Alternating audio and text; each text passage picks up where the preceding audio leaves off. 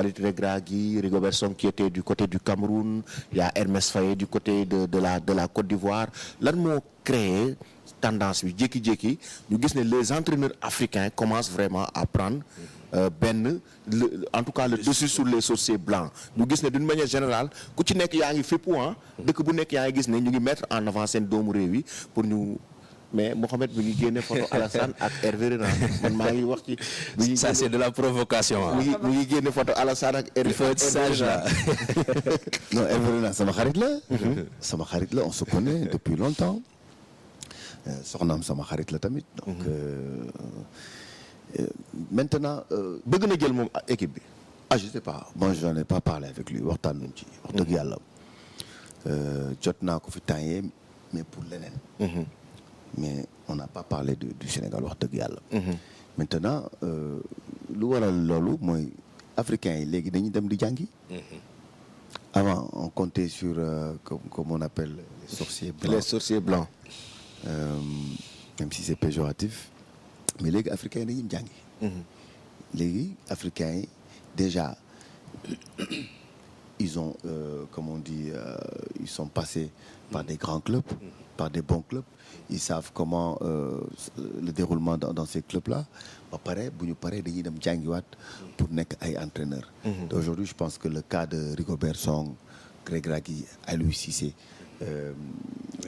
Hermès Faé, mais ça a réveillé beaucoup de gens, beaucoup d'autres pays. Aujourd'hui le Burkina c'est un Burkinabé qui est là-bas. Le Togo c'est un Togolais qui est là-bas. nekkoon Guinée Kaba Diawara. Voilà, Kaba Diawara. Kaba Diawara, j'ai entendu dire qu'il voulait l'équipe nationale. Qui ça? Du Sénégal. Oui. Non, attends. Sam, il a quitté la Guinée. Mais Sam, faut lui dire l'information. Mais c'est vrai. Non, mais il peut mais c'est un Il peut se postuler. Non, Alassane, non, je dis pas le contraire, mais nekkuma yow gisoo ku dul Pape Thiaw c'est ça ton problème aussi. nekkuma gisul ku dul Pape Thiaw. bëgg na ko nii xëy na mais pas suñu équipe moom du ko jox. mais le problème en effet léegi gisul ku dul Pape Thiaw. entraîner le Sénégal. Oui, mais grand Alassane, Kaba Diawara moom merci rek. Non, Kaba moom vraiment. Honnêtement. Non, mais on a ce qu'il faut nag. On a ce qu'il faut pour. C'est un très bon technicien. On n'est pas le contraire pour l'équipe du Sénégal vraiment. Kaba il a quand même fait de bonnes choses surtout CAN bi passé. Oui, avec la Guinée. avec deux quarts de finaliste. Mais avec toute cette richesse là bi ñu am. Avec toute cette richesse là bi ñu am, que ça soit avec Pape Thiaw, qu'avec Habib Beye bi nga xamante ni gars yi cité nañu ko, qu'avec Omar Daf, moi je ne vois pas l'intérêt de donner Kaba Diawara. C'est juste une parenthèse. On a ce qu'il faut. Ah, c'est ça. am nañ vraiment. De la matière. De la matière du pain sur la planche pour en termes de coach. Vraiment Sénégal musul toll foo xamante ne. am na 3 coachs yu taxaw di xaar. Voilà. Important. musuñu toll fii. mu am benn Hervé Renard bu toog di xaar. am benn. non coach locaux là. non coach locaux. 3 coachs sénégalais. 3 coachs sénégalais. Pape Thiaw. On peut citer Serigne Saliou Dia. Bien sûr. Non, Omar Daf beaucoup mais je dis les potentiels du moment. Habib Beye du moment. Omar Daf, Pape Thiaw. Aujourd'hui il y a 3 potentiels du moment la wax parce que tamit comme je disais la dernière fois ma ne entraîneur sénégalais moo fi jógee. ñetti entraîneur sénégalais taxaw di xaar. Pourquoi pas ñu jox ko Habib Beye? Bah après. Est-ce qu'il est demandeur aussi? Il est demandeur. Oui, mais Habib quand même, pourquoi pas lui? Habib il est et puis Habib potentiel, c'est un client potentiel comme on dit. mën na ko parce que il a fait ses preuves au Red Star. Omar Daf. Ah oui. L'expérience. Omar Daf, ça fait 6 ans qu'il est coach. Il est coach en France. Payé par des tubaab. donc xam nga loolu du caaxaan. est-ce que mën nañu ko fay nag. c'est ça est-ce que circonstance bi d'ailleurs laajul ñu dawal ak Pape Thiaw. mais man nag loolu laa d'accord bu fekkee dañu nar a daw ak Pape Thiaw te yaa ngi tontuwaat sa bu fekkee dañu nar a jël Pape Thiaw te duñ ko fay lu ñu fas yéene Omar Daf ça vaut pas la peine. Aujourd'hui même si on prend Pape Thiaw il faut quand même lui donner un très bon salaire. Il faut quand même lui donner un très bon salaire parce que tey si on est capable ne dañuy jëli Habib Beye wala Omar Daf fay ko par exemple des dizaines de millions et ça veut dire que Pape Thiaw bu ñëwee il faut faire la même chose parce que c'est l'entraîneur de l'équipe A. mais ku la wax ne Pape Thiaw duñ ko fay loolu. Non, parce que non, li ngay dégg à travers la presse déjà, c'est que non, c'est plus facile d'aller avec Pape Thiaw qu'avec Habib Beye, Omar comme quoi que non, c'est trop cher. Mais attends, il est moins coûteux. La patrie, est-ce que Aliou Cissé xaalis moo ko fi bàyyi woon? Non, xaalis barki Demba Ndiaye son frère a dit que fa nekk fi xaw ma ñaata millions alors il a décliné leen l'offre. Oui, mën na am de l'Arabie Saoudite. ñeneen ñi ngay wax ni suñu ñëwee tamit c'est pas l'argent, c'est l'amour de la patrie. mais la grande d'accord waaw d'accord tey moom wala d'accord naa ak yow mais ay mais d'accord benn affaire nag quand même c'est-à-dire même Pape Thiaw il est motivé par la fibre patriotique et Bien tout sûr. ça il faut quand même lui donner les moyens qu'il faut Bien sûr. il faut le renforcer et le renforcer, évidemment. tey ji aussi tam li nga xamante ni amagum na ko ci li pour rejoindre Alassane li wax noonu ñetti coachs locaux les 3 potentiels yi nga xam taxaw nañ di xaar je pense que s'il y a un choix à faire il faut aussi tam ñu defal leen un favoritisme il faut de la discrimination positive à leurs égards quoi.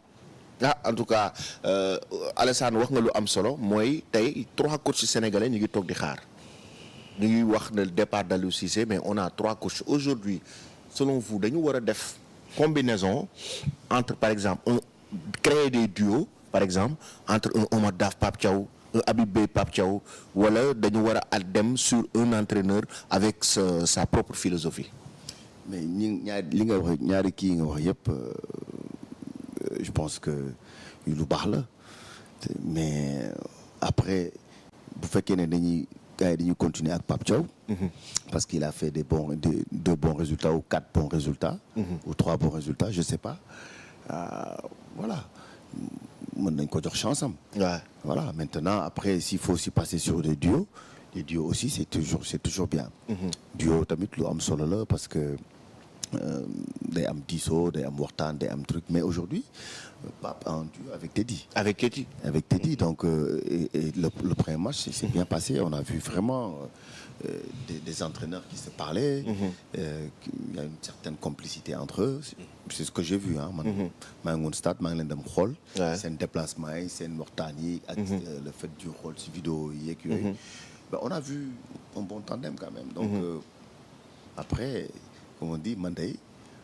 je suis pour la continuité voilà c'est important et puis je suis aussi pour le résultat s'il fait des résultats on le maintient s'il fait pas de résultats après il faut revoir négocie comment réorganiser la tanière voilà mais il y a toujours des possibilités oui Sam. Oui, juste une question oui par rapport à ça yow équipe nationale xam nga ko ci nga def sa carrière et tout ça circonstances yu mel ni xëy na ñàkku ni jànkoonte nga ak moom que ça soit en équipe nationale comme en club nga toog subitement ñu changer coach bi tey jii ban mindset le Pape Thiaw war a amee ban état d'esprit moo koy animé face à ce défi là bi nga xamante ni moom si wàllu boppam wax na ko nee na dañ ko jox comme 2 défis mooy mu gagné ñaari match yi yaa ngi fekk Malawi alors que sa qualification quelque part c'est un peu incertaine ban état d'esprit mooy animé tey Pape Thiaw bi nga xamante ni il a ce challenge là à relever aujourd'hui surtout que match bi extérieur la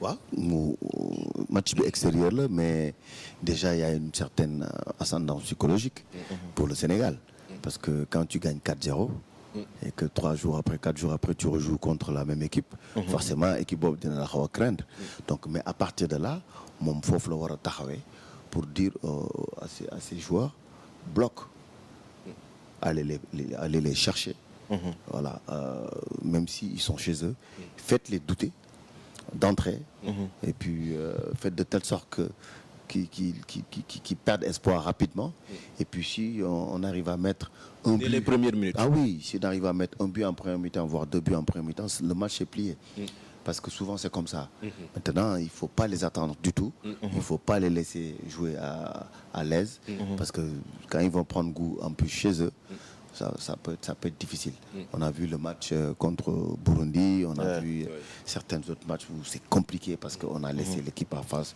dérouler maintenant si on y va rapidement on leur montre d'entrée que ils ont aucune chance je pense que la clé du match maanaam ñu bañ leen bàyyi ñuy xalaat daal doo leen may dara première minute nañ leen sëkkatal bañ leen may ñuy xalaat doo leen may dara déjà il y a une différence technique entre nous et le Malawi voilà donc il faut il faut profiter de ça pour leur montrer que voilà, ils ont aucune chance contre cette équipe-là. Et ça demande un pressing très haut.